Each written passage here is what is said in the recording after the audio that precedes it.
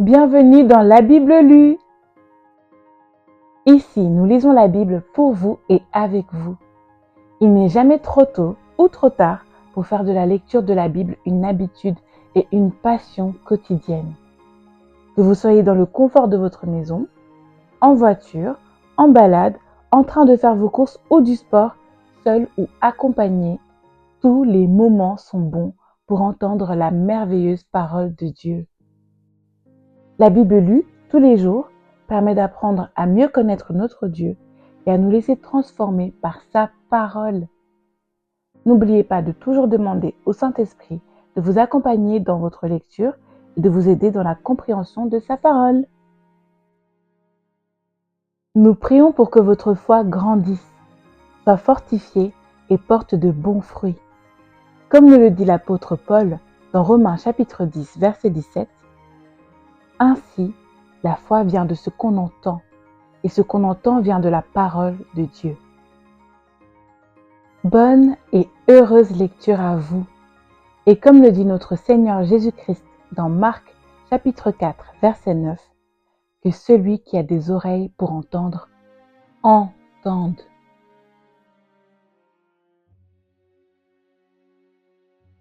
Matthieu chapitre 14. Exécution de Jean-Baptiste. À cette époque-là, Hérode, le tétrarque, entendit parler de Jésus. Et il dit à ses serviteurs, « C'est Jean-Baptiste, il est ressuscité, et c'est pour cela qu'il a le pouvoir de faire des miracles. » En effet, Hérode avait fait arrêter Jean. Il l'avait enchaîné et mis en prison à cause d'Hérodiade, la femme de son frère Philippe. Car Jean lui disait, « Il ne t'est pas permis de l'avoir pour femme. » Il voulait le faire mourir, mais il redoutait les réactions de la foule parce qu'elle considérait Jean comme un prophète.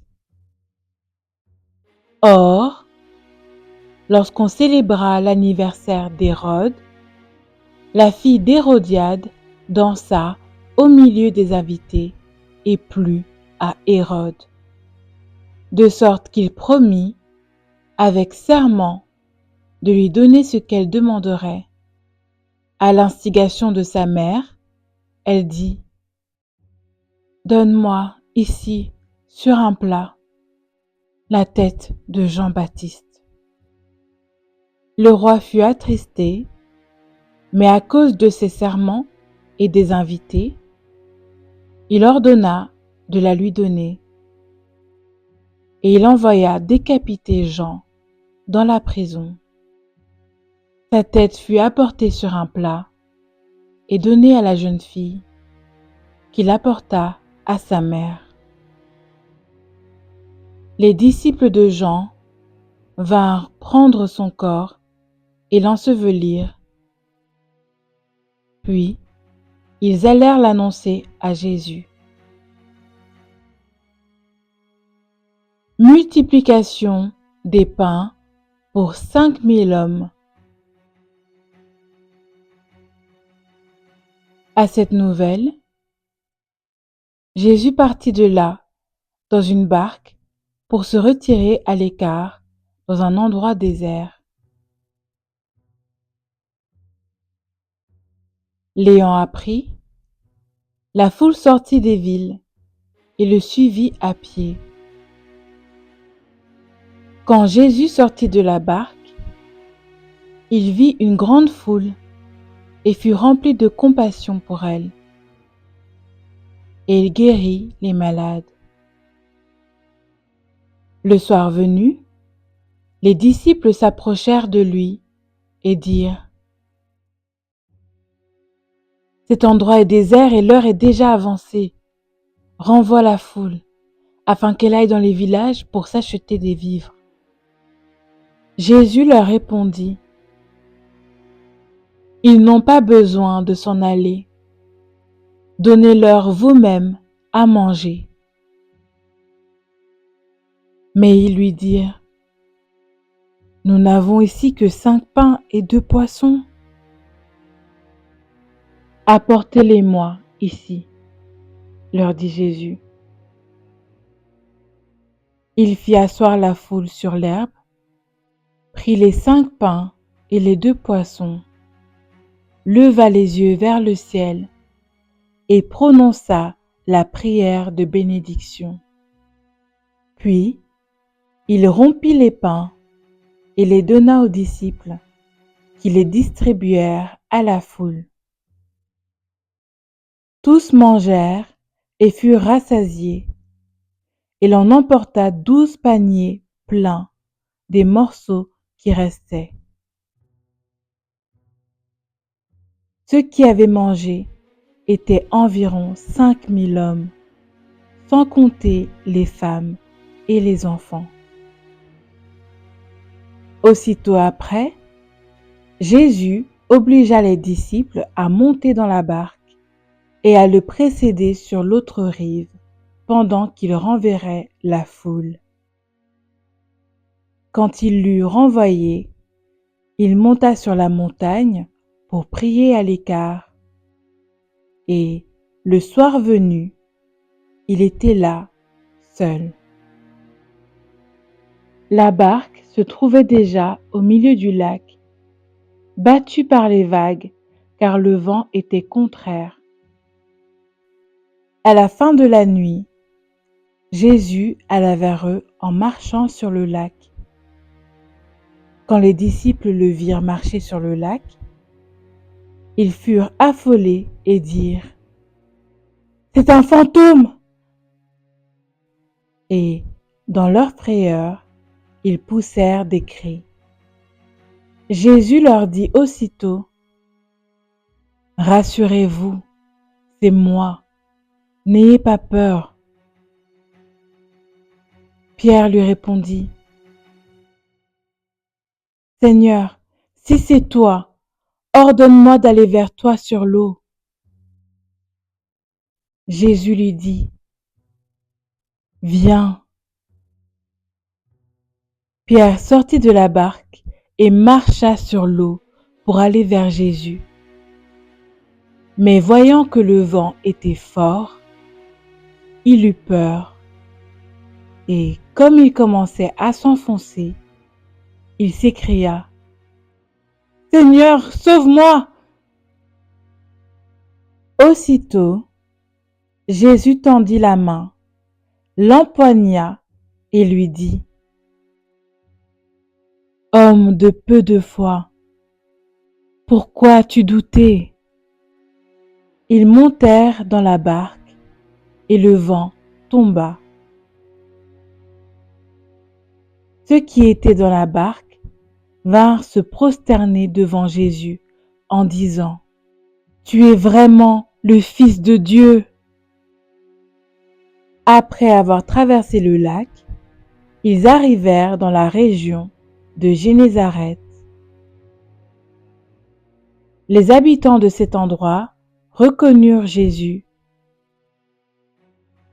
Ils envoyèrent des messagers dans tous les environs et on lui amena tous les malades.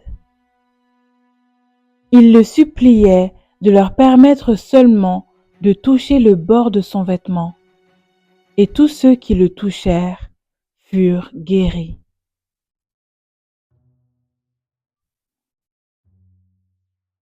Marc, chapitre 6. Jésus rejeté à Nazareth. Jésus partit de là et se rendit dans sa patrie. Ses disciples le suivirent. Le jour du sabbat, il se mit à enseigner dans la synagogue. Beaucoup de gens l'entendirent.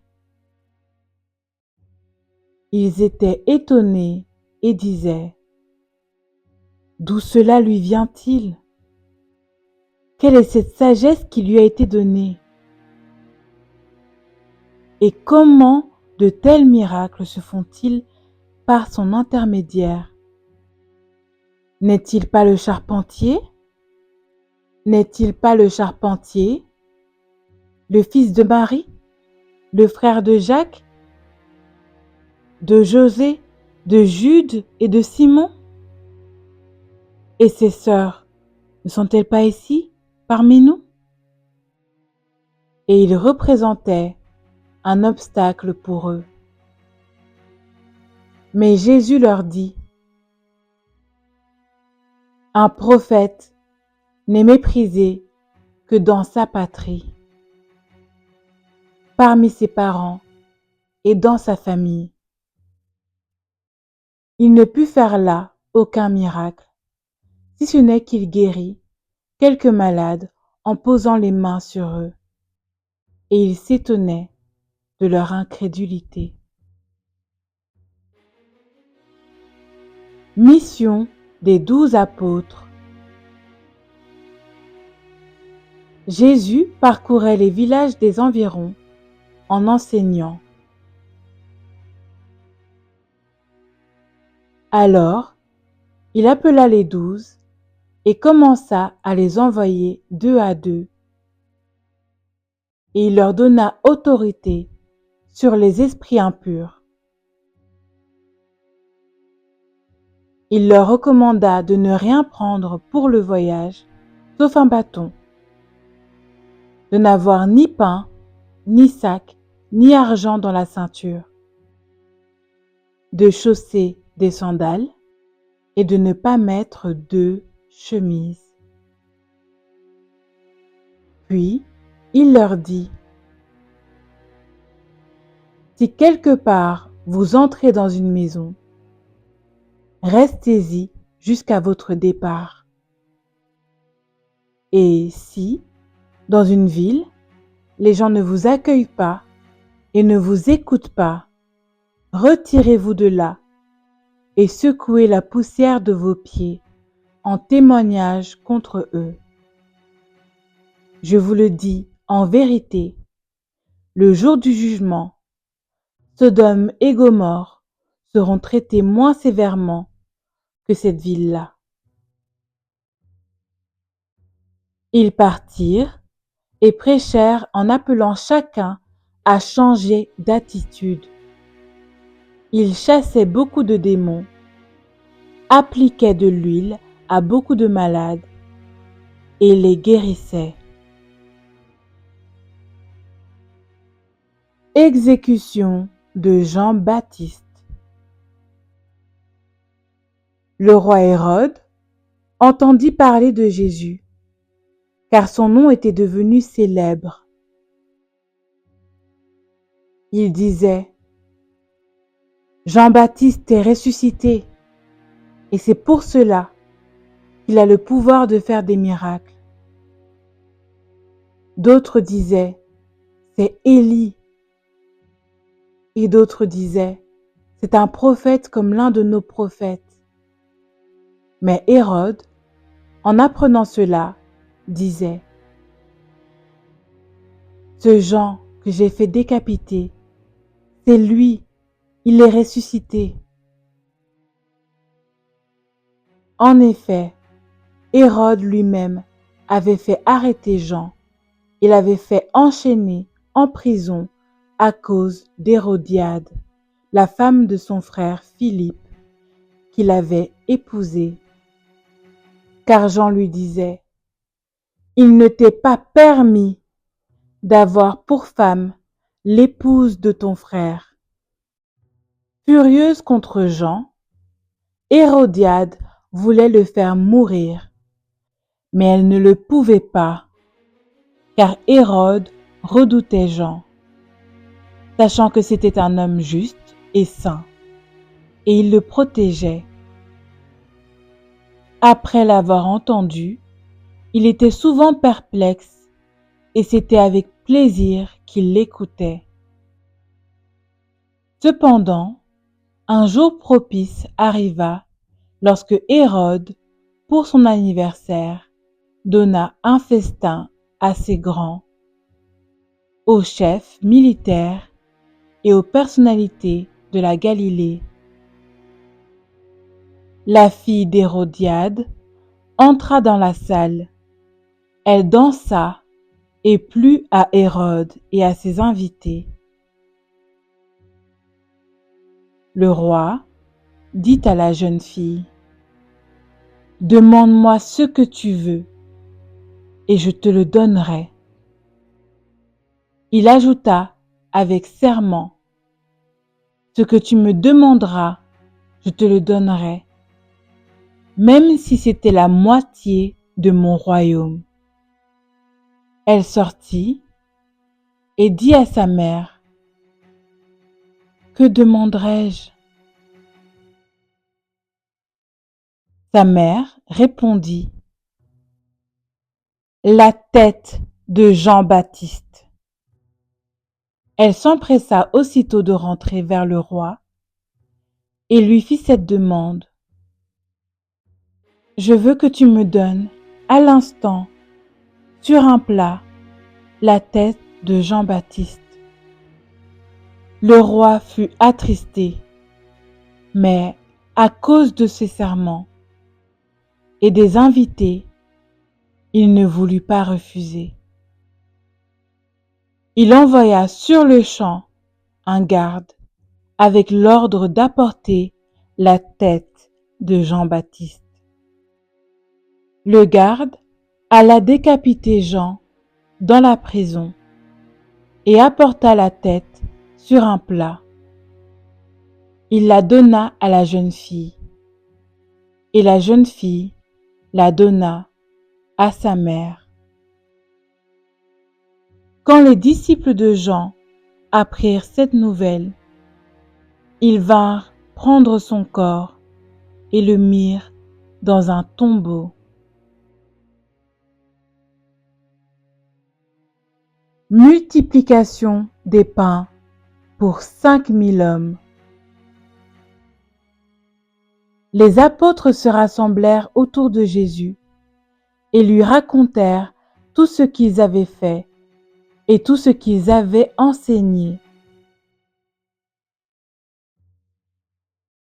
Jésus leur dit: « Venez à l'écart dans un endroit désert et reposez-vous un peu. » En effet, il y avait beaucoup de monde qui allait et venait, et ils n'avaient même pas le temps de manger. Ils partirent donc dans une barque pour aller à l'écart dans un endroit désert. Beaucoup de gens les virent s'en aller et les reconnurent, et de toutes les villes, on accourut à pied et on les devança à l'endroit où ils se rendaient. Quand il sortit de la barque, Jésus vit une grande foule et fut rempli de compassion pour eux, parce qu'ils étaient comme des brebis qui n'ont pas de berger. Et il se mit à leur enseigner beaucoup de choses. Comme l'heure était déjà bien tardive, ses disciples s'approchèrent de lui et dirent: « Cet endroit est désert et il est déjà tard.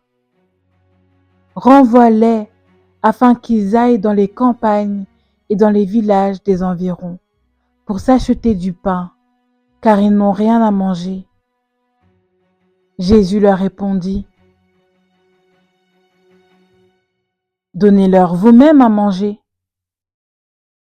Faut-il aller acheter des pains pour 200 pièces d'argent et leur donner à manger? Il leur dit: « Combien de pains avez-vous? Allez voir. » Ils s'en assurèrent et répondirent: « 5 et 2 poissons. »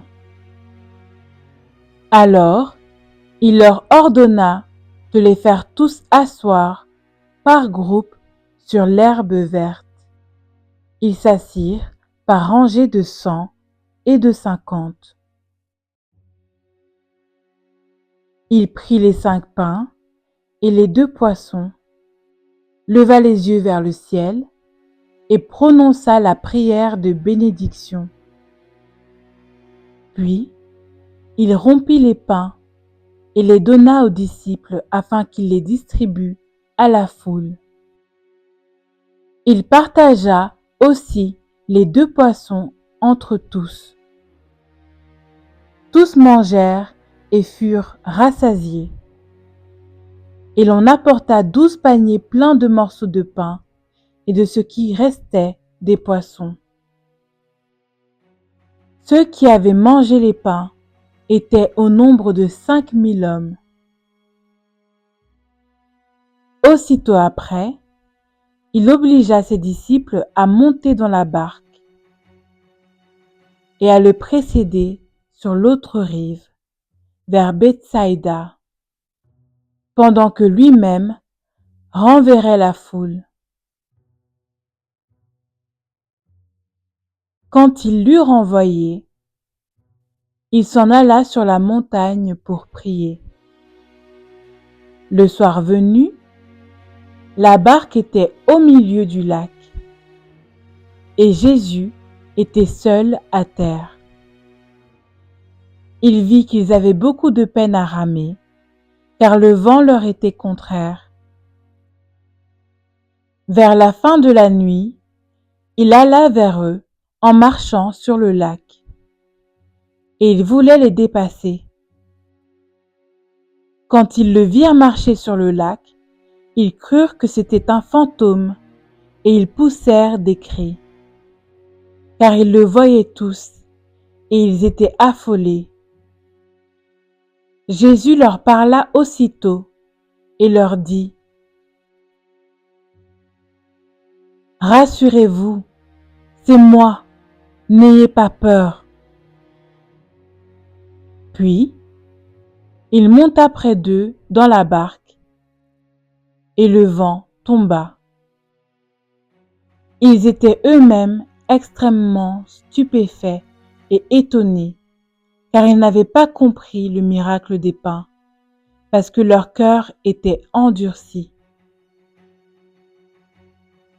Après avoir traversé le lac, ils arrivèrent dans la région de Génézareth et ils abordèrent. Dès qu'ils furent sortis de la barque, les gens reconnurent Jésus et parcoururent tous les environs. Ils se mirent à apporter les malades sur des brancards, là où ils apprenaient sa présence.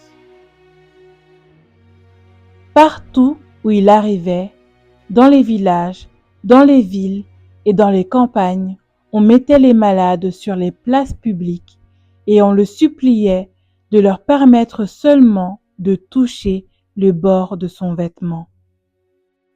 Tous ceux qui le touchaient étaient guéris.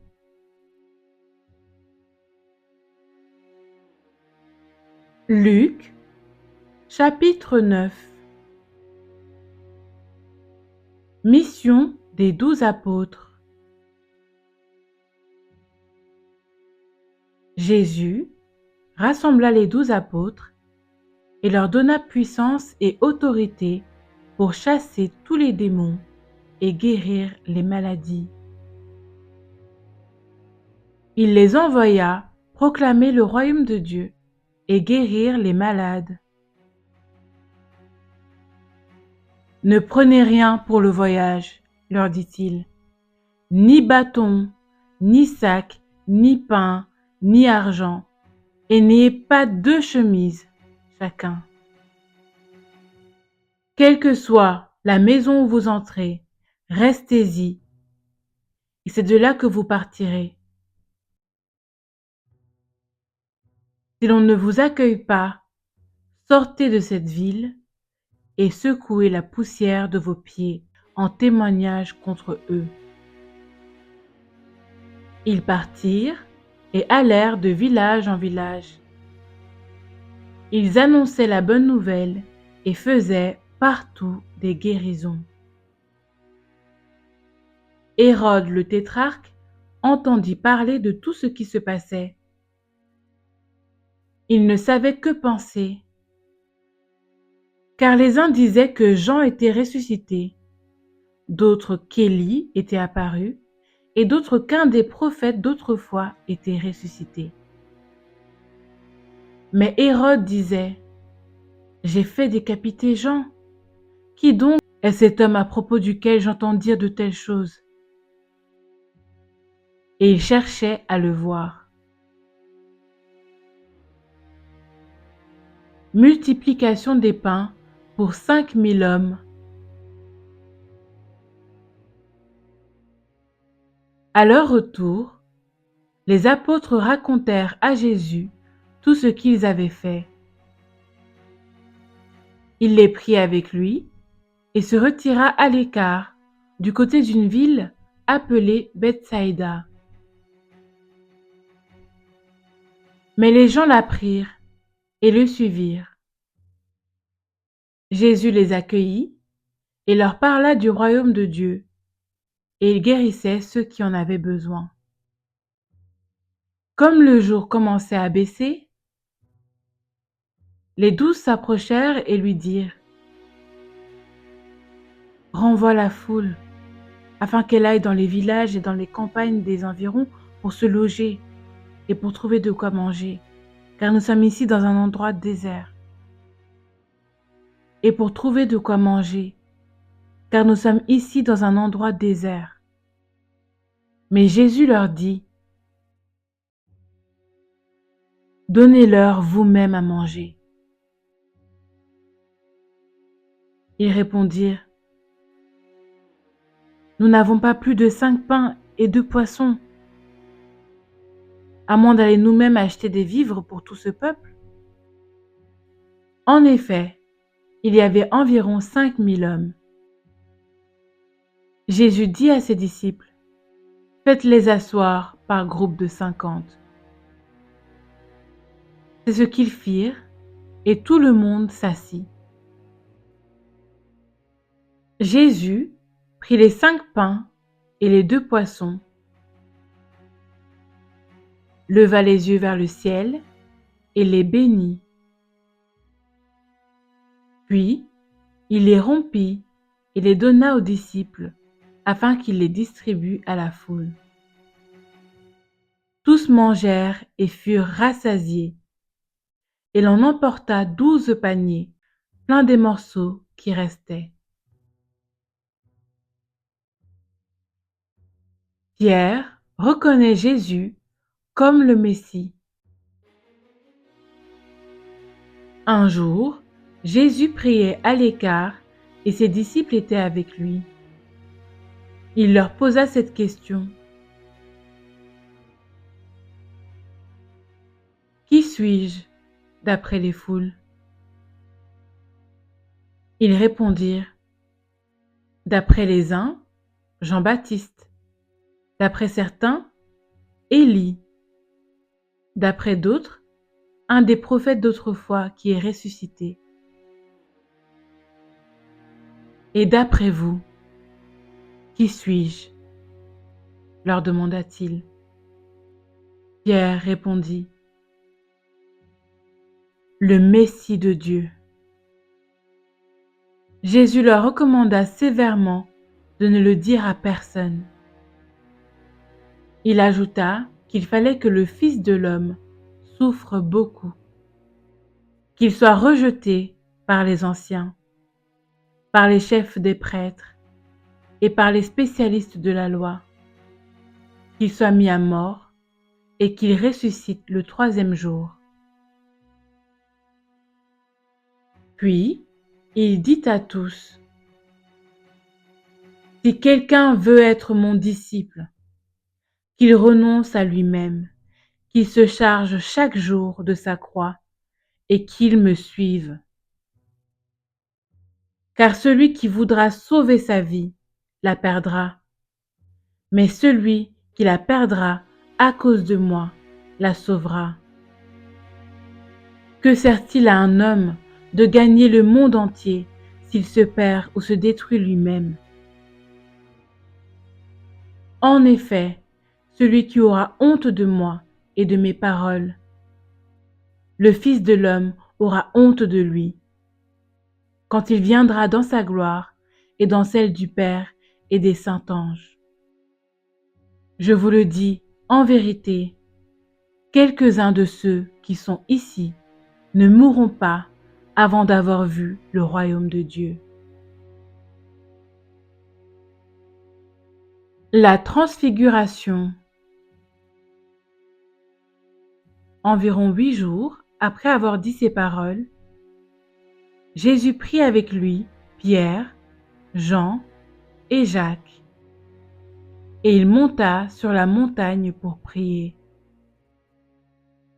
Pendant qu'il priait, l'aspect de son visage changea, et son vêtement devint d'une blancheur éclatante. Et voici que 2 hommes s'entretenaient avec lui. C'étaient Moïse et Élie. Apparaissant dans la gloire, ils parlaient de son prochain départ qui allait s'accomplir à Jérusalem. Pierre et ses compagnons étaient accablés de sommeil, mais restés éveillés. Ils virent la gloire de Jésus et les 2 hommes qui étaient avec lui. Au moment où ces hommes se séparaient de Jésus, Pierre lui dit : « Maître, il est bon que nous soyons ici. Faisons 3 abris, un pour toi, un pour Moïse et un pour Élie. » Ils ne savaient pas ce qu'ils disaient. Ils parlaient encore quand une nuée vint les couvrir. Les disciples furent saisis de frayeur en les voyant disparaître dans la nuée. Et de la nuée sortit une voix qui dit : « Celui-ci est mon Fils bien-aimé. Écoutez-le. » Quand la voix se fit entendre, Jésus se retrouva seul. Les disciples gardèrent le silence, et à cette époque-là, ils ne racontèrent rien à personne de ce qu'ils avaient vu. Guérison d'un démoniaque. Le lendemain, lorsqu'ils furent descendus de la montagne, une grande foule vint à la rencontre de Jésus. Alors, du milieu de la foule, un homme s'écria : « Maître, je t'en prie, jette les regards sur mon fils, car c'est mon fils unique. Un esprit s'empare de lui, et tout à coup il pousse des cris. L'esprit le secoue violemment, le fait écumer et le quitte à grand-peine, après l'avoir tout brisé. J'ai prié tes disciples de le chasser, et ils n'ont pas pu. » « Génération incrédule et perverse, répondit Jésus. Jusqu'à quand serai-je avec vous et devrais-je vous supporter ? Amène ton fils ici. Tandis que l'enfant s'approchait, le démon le jeta par terre et le secoua violemment. Mais Jésus menaça l'esprit impur, guérit l'enfant et le rendit à son père. Tous furent frappés par la grandeur de Dieu. Alors que chacun s'émerveillait de tout ce que faisait Jésus, il dit à ses disciples : « Quant à vous, écoutez bien ceci. Le Fils de l'homme doit être livré entre les mains des hommes. » Cependant, ils ne comprenaient pas cette parole. Elle était voilée par eux, afin qu'ils n'en saisissent pas le sens, et ils avaient peur de l'interroger à ce sujet. Petits et grands dans le royaume de Dieu. Ils eurent une discussion entre eux pour savoir lequel parmi eux était le plus grand. Jésus connaissait la pensée de leur cœur Il prit un petit enfant, le plaça près de lui et leur dit: Celui qui accueille en mon nom ce petit enfant, c'est moi-même qui l'accueille. Et celui qui m'accueille, accueille celui qui m'a envoyé. En effet, celui qui est le plus petit parmi vous tous, c'est celui-là qui est grand. Jean prit la parole et dit: Maître, nous avons vu quelqu'un chasser des démons en ton nom, et nous l'en avons empêché, parce qu'il ne nous suit pas. Ne l'en empêchez pas, lui répondit Jésus, car celui qui n'est pas contre nous est pour nous.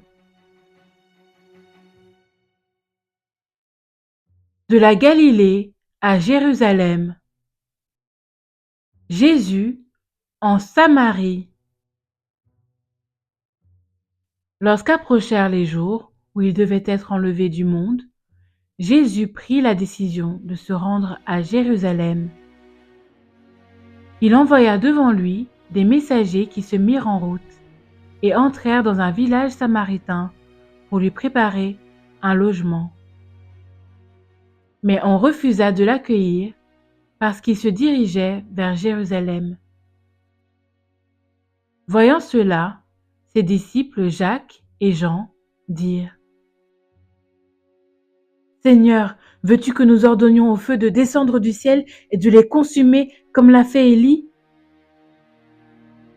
Jésus se retourna vers eux et leur adressa des reproches en disant: Vous ne savez pas de quel esprit vous êtes animés. En effet, le Fils de l'homme n'est pas venu pour perdre les âmes des hommes, mais pour les sauver.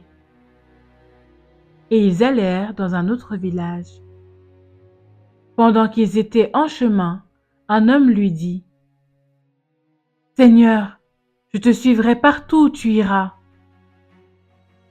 Jésus lui répondit: Les renards ont des tanières, les oiseaux du ciel ont des nids, mais le Fils de l'homme n'a pas un endroit où il puisse reposer sa tête. Il dit à un autre: Suis-moi. Il répondit: Seigneur, permets-moi d'aller d'abord enterrer mon père. Mais Jésus lui dit: Laisse les morts enterrer leurs morts, et toi, va annoncer le royaume de Dieu. Un autre dit: Je te suivrai, Seigneur, mais permets-moi d'aller d'abord faire mes adieux à ceux de ma maison. Jésus lui répondit: Celui qui met la main à la charrue et regarde en arrière n'est pas fait pour le royaume de Dieu.